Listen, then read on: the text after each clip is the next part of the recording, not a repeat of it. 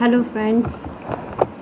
So I'm here again with the new topic that is unification of Italy.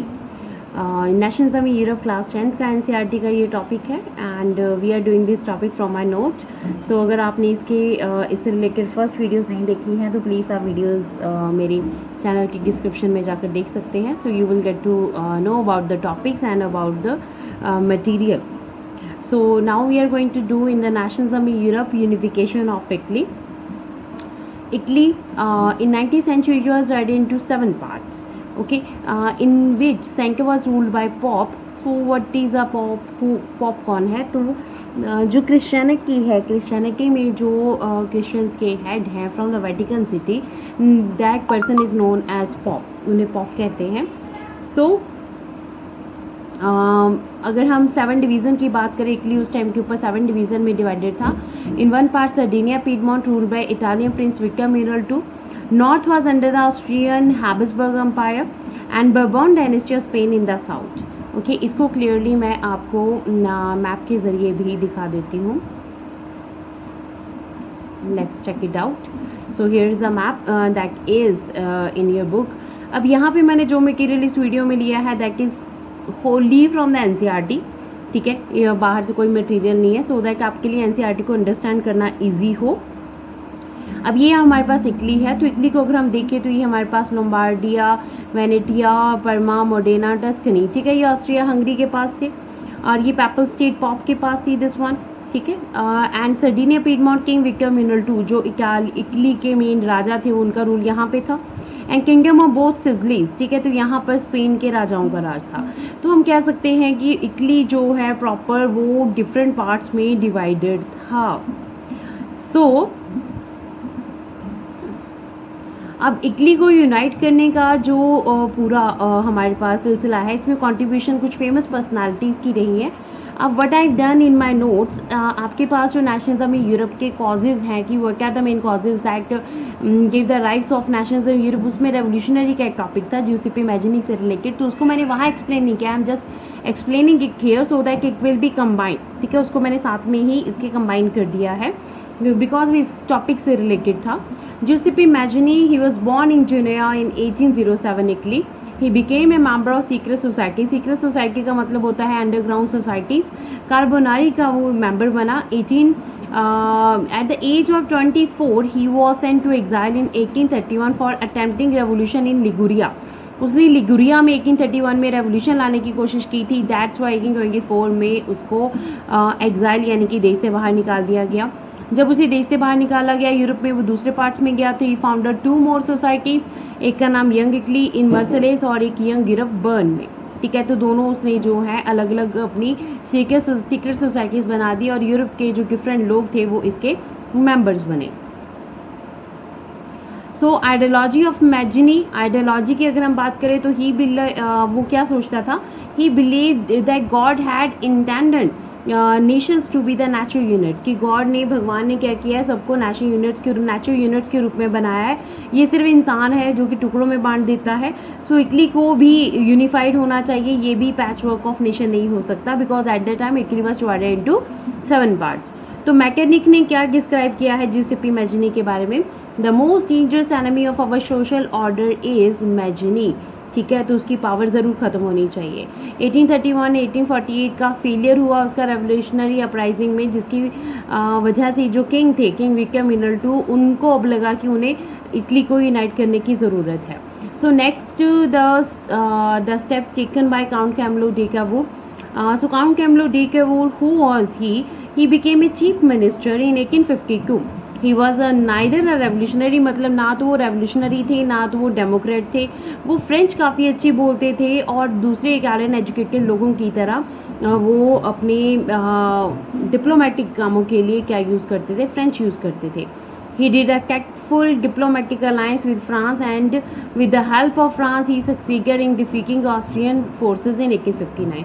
अब देखिए उन्होंने क्या किया कि डिप्लोमेटिक अलाइंस किया, यानी कि काफ़ी अपने दिमाग से उन्होंने दिमाग का जो है थोड़ा यूज़ करके फ्रांस के साथ उन्होंने क्या अलाइंस किया. With the help of France उन्होंने जो पार्ट ऑस्ट्रिया हंगरी के पास है इटली का, उस पार्ट को उन्होंने फ्री करवाया 1859 में। उसके बाद नेक्स्टली द थर्ड जो रोल है दैट इज ज्यूसेप्पे गैरिबाल्डी। ज्यूसेप्पे गैरिबाल्डी जो इसमें मेन हमारे पास फीचर है, और आपकी बुक में यहाँ पर इस पैराग्राफ में इनके बारे में डिस्क्रिप्शन दी हुई है टोटली। तो यहाँ पे ज्यूसेप्पे गैरिबाल्डी है जो किंग विक्टर एम्यूनल को इटली नाम का एक शूज़ पहना रहे हैं।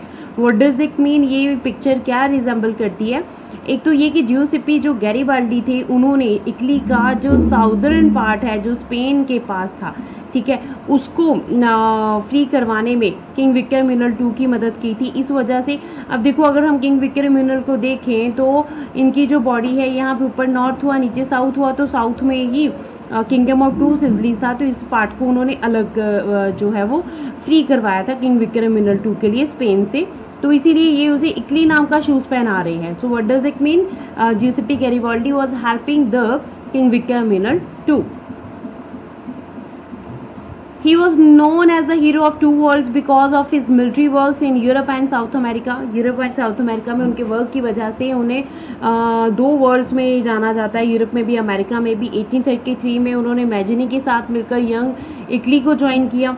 उन्होंने 1834 के पीडमोंट की जो अपराइजिंग था उसमें पार्टिसिपेशन की।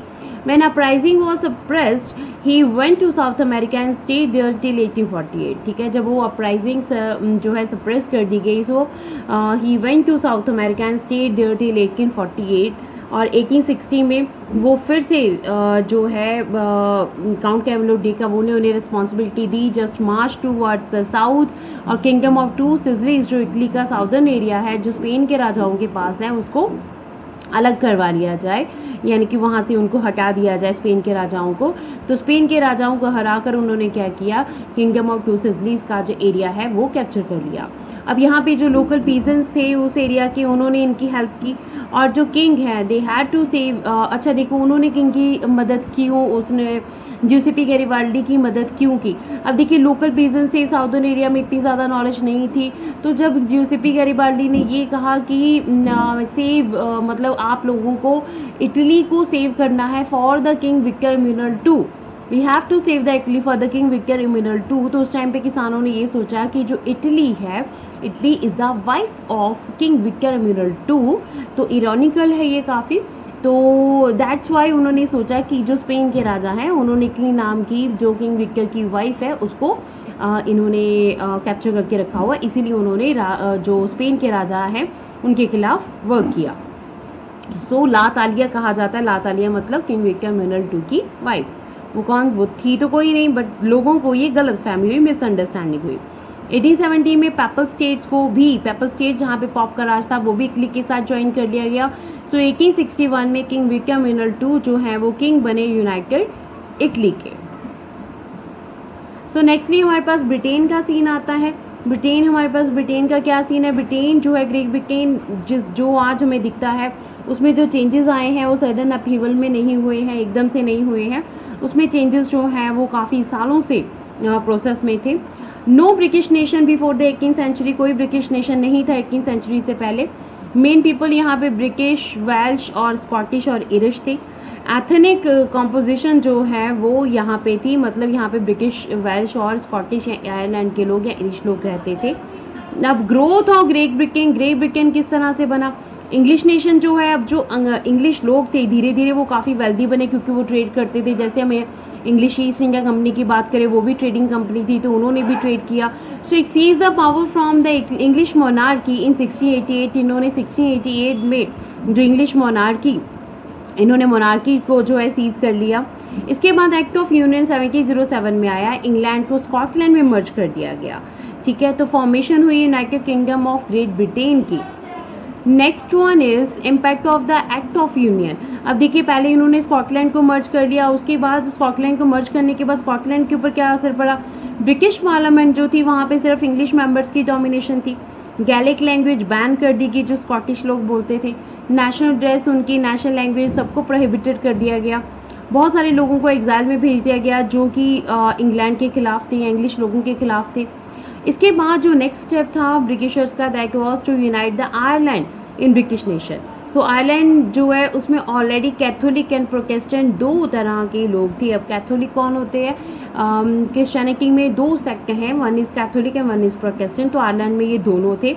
अब जो इंग्लिश थे इन्होंने सपोर्ट किसकी की, प्रोटेस्टेंट्स की।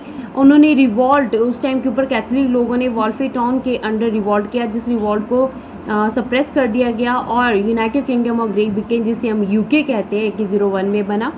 जब ये नया नेशन बना तो न्यू ब्रिटिश नेशन बना, इनका नया फ्लैग जिसे यूनियन जैक कहते हैं और नेशनल एंथम जिसे God save our novel king and English language को मेन लैंग्वेज बनाया गया। तो सेकेंड लास्ट टॉपिक जो आपका यहाँ पे है वो है importance of Marianne and Germania. So Marianne and Germania वो कौन है, दीज आर द एलोगोरीज और द स्टैचूज, ठीक है। So they artist in 1890 century they started to personification the of the nation, मतलब देश को उन्होंने पर्सोनीफाई करना, किसी रूप में पेश करना स्टार्ट किया, जैसे हम भारत को भारत माता के रूप में पेश करते हैं।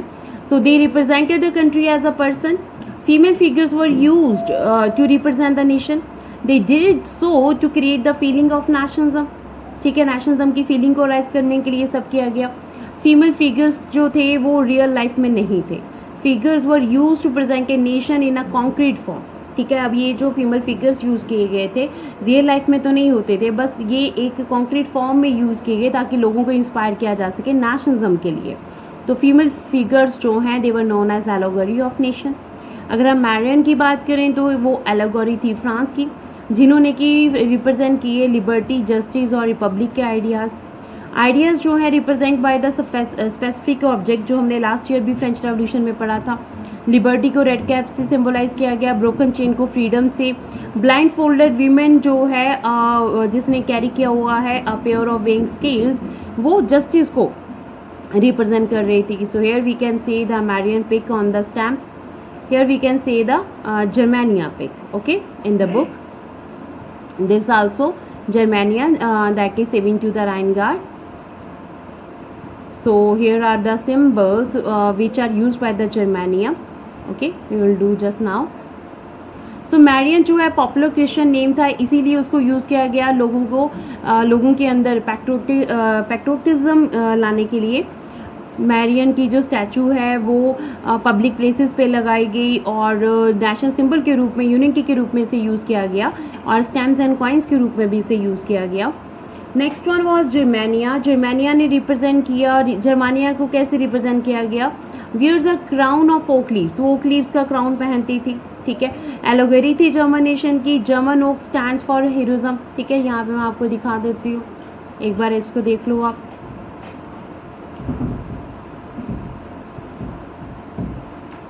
तो जर्मन जो हमारे पास नेशन है तो उसको रिप्रेजेंट करने वाली जर्मानिया थी।